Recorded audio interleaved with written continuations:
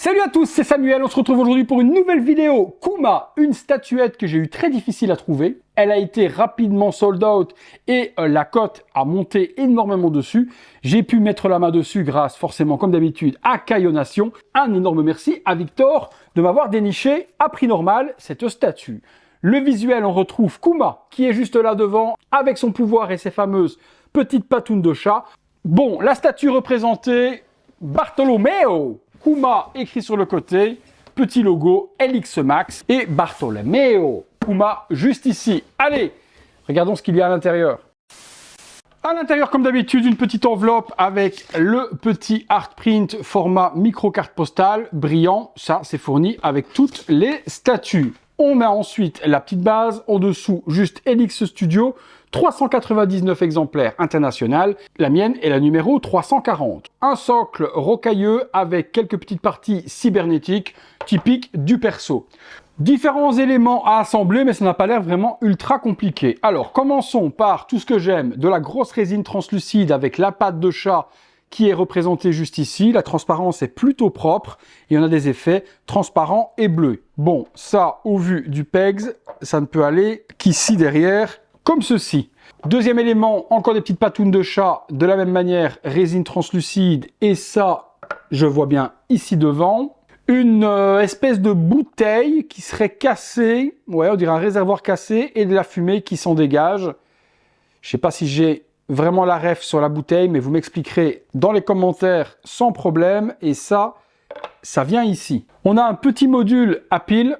Vous voyez, soit qui va faire du fixe, soit qui va clignoter. J'ai l'impression que ça se met dans la tête de Kuma.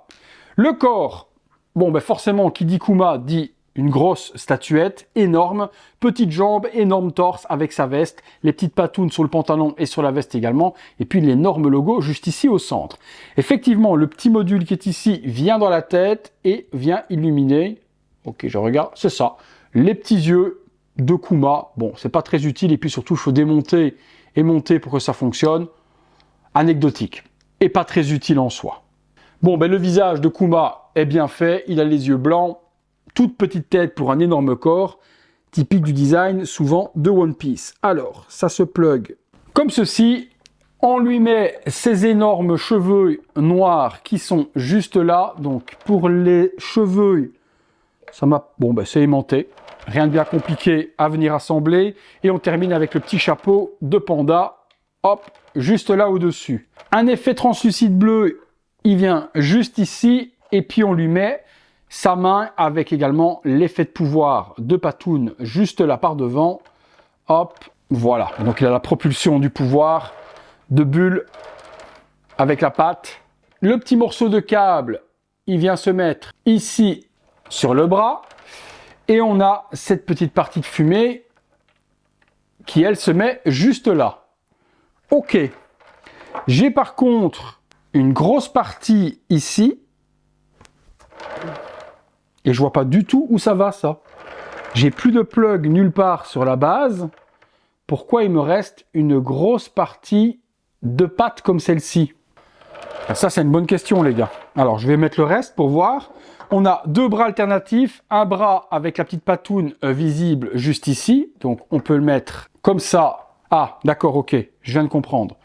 J'ai compris. Si on met ce bras avec la patoune, comme ça, en position d'attaque, on y met également la résine translucide qui est ici, sur son bras. Comme ça.